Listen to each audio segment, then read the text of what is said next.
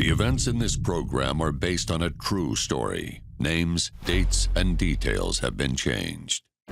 Coming up on Bizarre Murders, when an innocent church scavenger hunt unexpectedly leads to a dead body, all signs point to foul play.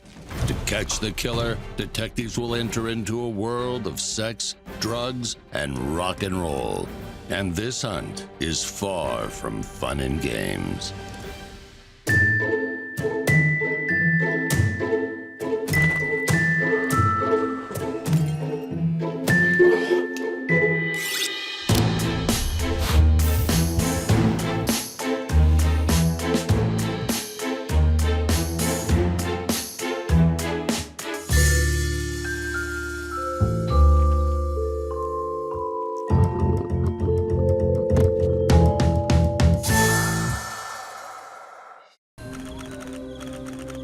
Seattle, Washington, 2006. A seemingly quiet Halloween night, Detective Tyler Booker is enjoying a quiet patrol. He's reminiscing about his first case just weeks before, an open and shut homicide by a jealous husband. He's curious if every case will be so easy to solve. Perhaps it's a cruel irony that he then spots a man's leg sticking out from behind a dumpster near the local church. Detective Booker discovers what could be a discarded Halloween decoration of a dead body. But becoming suspicious, Booker checks the body for a pulse, only to realize to his horror that it's an authentic corpse. It probably doesn't surprise anyone that bodies are found on Halloween, and there's hardly a tougher time to investigate because you've got kids from wall to wall. They've all got masks on, good and bad, and really, it's a recipe for disaster. Detective Booker discovers an alarming clue placed conveniently over the body. Written on a poster board are the words, "Yes, Matthew is dead, but his body not felt. Those brains were not Matt's because his body did melt. For Billy threw Matthew in some hot boiling oil to confuse the police. For the mystery they did toil." He quickly calls for backup. This is Agent Booker. I got 1144. Requesting backup, over. When you arrive at a crime scene where there's a body, you have to determine whether this person who is dead because they killed themselves or they accidentally overdosed. Because if that's the case, you can go home and let the coroner take over. But if he was killed by somebody else, that means there's a murderer out there. Police begin a search of the immediate area, scouring the church grounds for any more clues or accidental evidence the killer may have left behind. What they find are more and more riddles. The next one, found under the mat of the church door, reads, "A quick search inside to find the source of sin, and then near the cemetery to find its victim again." Deciphering the riddle to mean another murder victim could be found in the cemetery or possibly the church's sanctuary, the detectives split up, beginning a wild goose chase for another body. 30 years of movies and TV have inadvertently created a new kind of narcissistic criminal mastermind.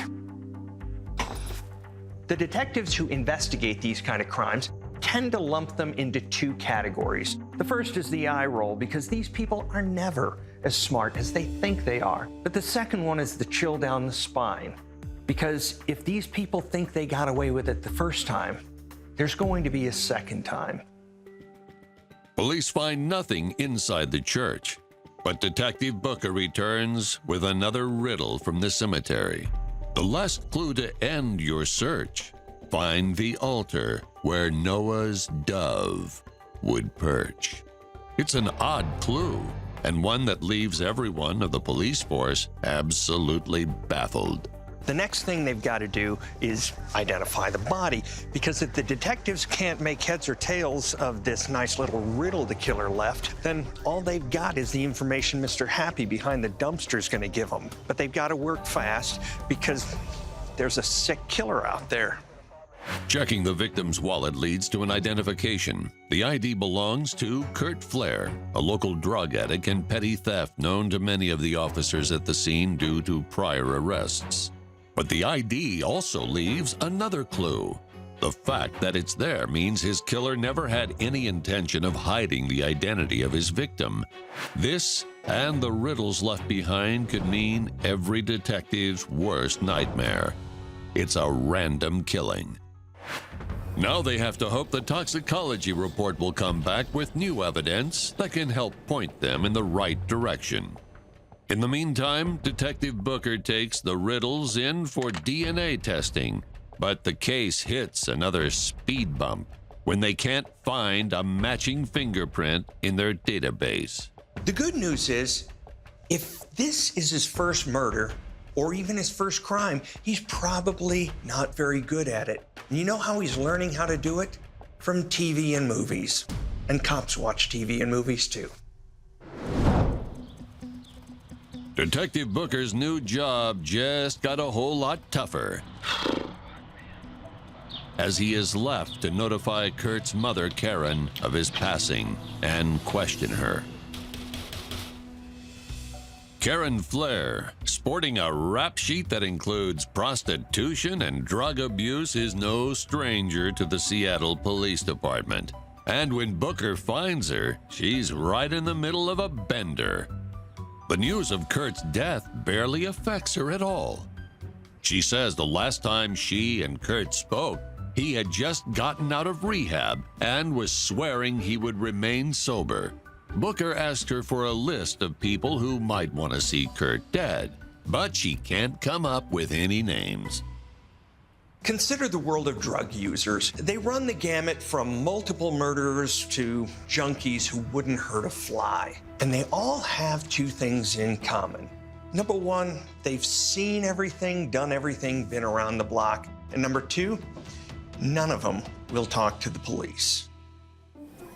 Coming up short, he turns to the autopsy report to find that Kurt's cause of death was at the hands of a drug called a speedball, an often lethal mix of heroin and cocaine.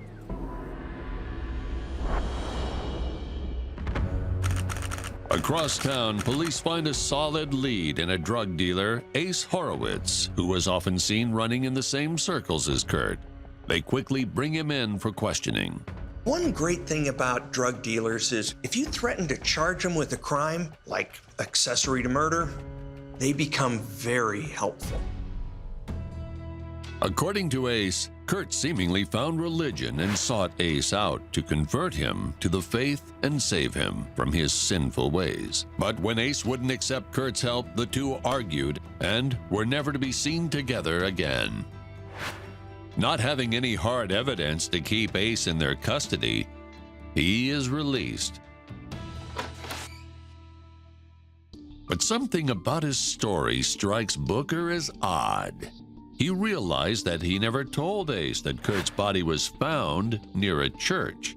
But still, Ace told them that Kurt had recently converted to Christianity. Booker quickly realizes his mistake and rallies a group to round him up again. They approach Ace's dilapidated apartment and knocked on the door. Ace, open up! Only to find nobody is home. Having probable cause, they quickly burst inside, only to find his apartment empty.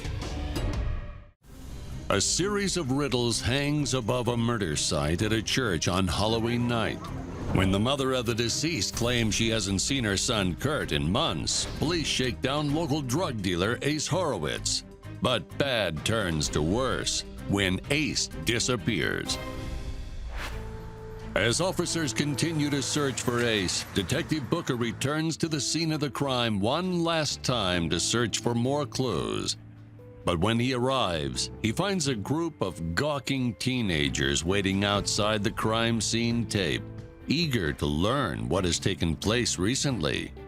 Showing a little bit of a facial tic, the leader of the group introduces himself as Jeff Torringson, the son of the church's preacher, Pastor Torringson. Thinking that it's possible the kids could know something, Booker explains that the body of Kurt Flair was found on the church grounds 2 nights prior, and that they are still looking for any leads that could help them find his killer. Jeff tells Detective Booker that Kurt was a part of their youth group, and that he had not been answering their calls to attend a Christian rock concert with the band Praise. Upon further questioning, Kurt's standing as a newly devoted Jesus freak becomes all the more apparent as Jeff and his friends rattle on about Kurt's persistence in attending every youth group function the church offered. Jeff even claims that Kurt had expressed interest in attending seminary school, and his father, Pastor Torringson, had promised to pay for it. Booker is stunned to discover that some of Ace Horowitz's story is true, which makes his evading of police all the more suspicious. Now police don't know what to think because the revelation that Kurt was an active church member corroborates Ace's story, and it also explains why Kurt wouldn't be living with his mother, but police still don't know why he left. To bypass another rant about church camp activities and trivial kumbaya-esque mantras of faith, Detective Booker asks to speak with Jeff's father before he himself is accidentally converted to Christianity. Thank you guys again. Really appreciate it.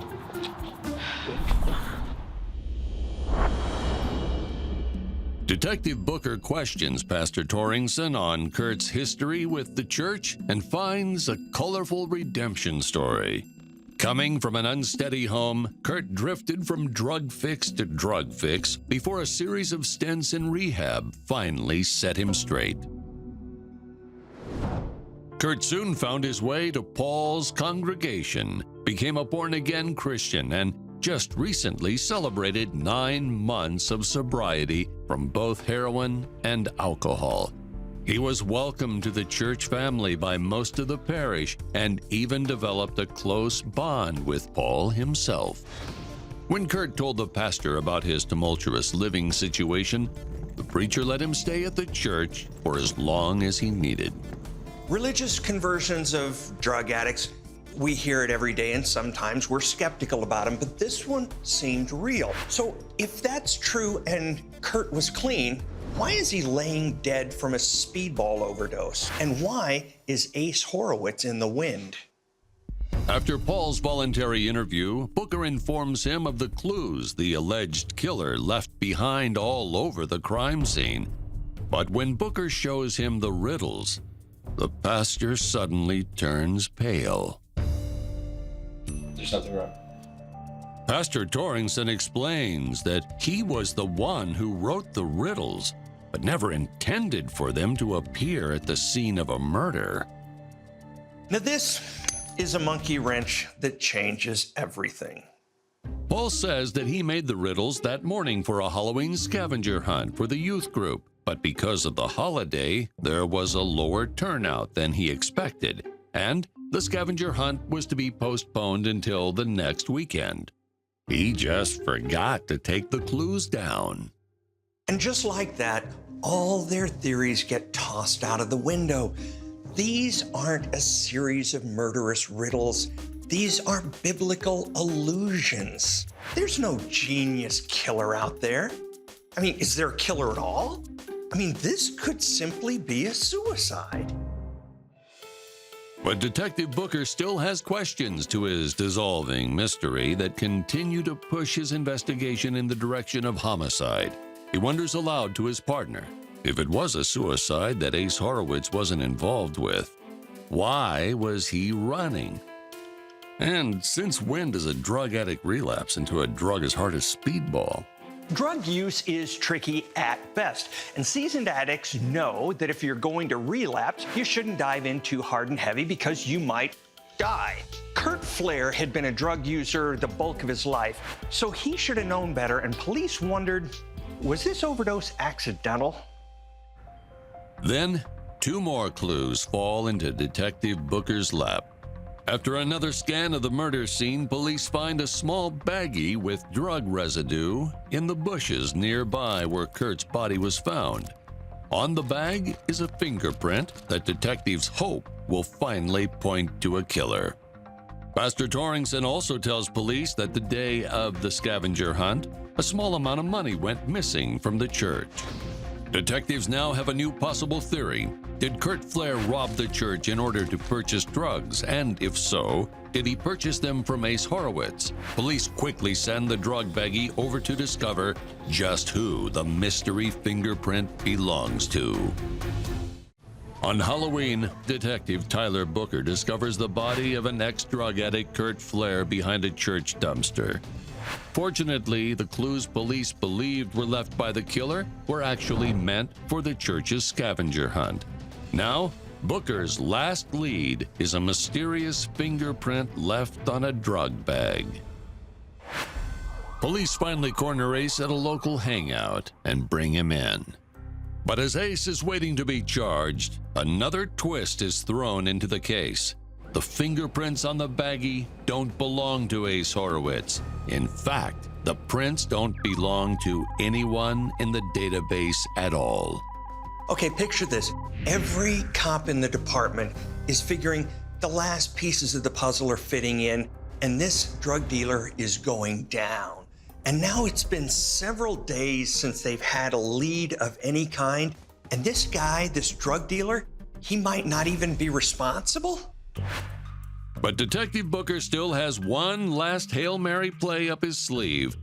Police know that Ace was selling drugs the week of Kurt's death, and now they know that money went missing from the church the day Kurt died. They assume that somebody from the church purchased the drugs, and they also assume that they purchased those drugs from Ace because of his previous connection with Kurt. Ace knows that he's not getting out of this without some sort of penalty. He begins asking for immunity to being an accessory for murder. You're gonna have to give me something good. The detectives bite, convincing him to give his story a new coat of paint. Ace admits to selling drugs the morning of Kurt's death, but he claims he never sold anything to Kurt and hadn't since Kurt converted to Christianity.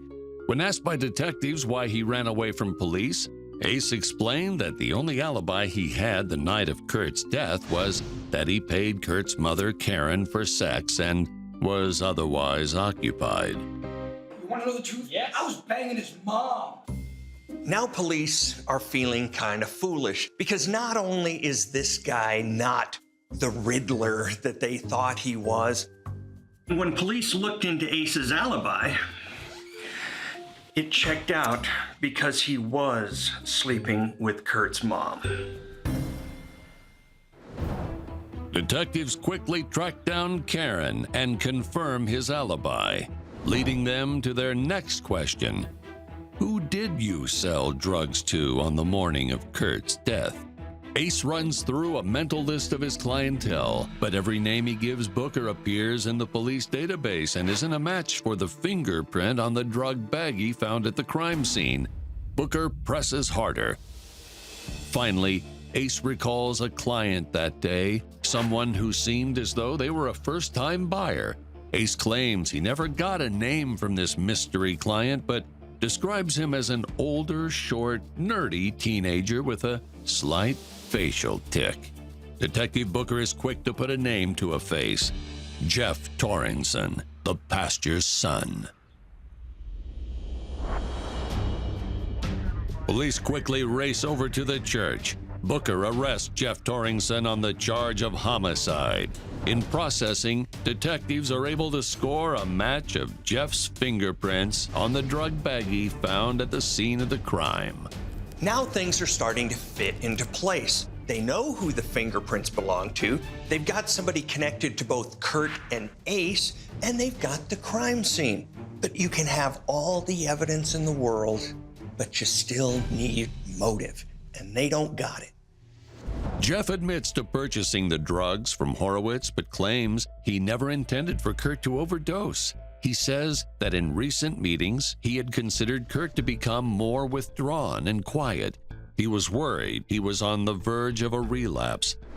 Having learned from his father how to deal and treat drug addicts, Jeff claims he meant to buy a small dosage, not a sandbag. so that Kurt could get an easy fix without fully relapsing. The idea is not totally unheard of, but there's something not adding up.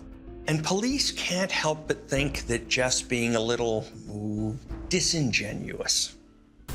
Police press harder, grilling Jeff for hours.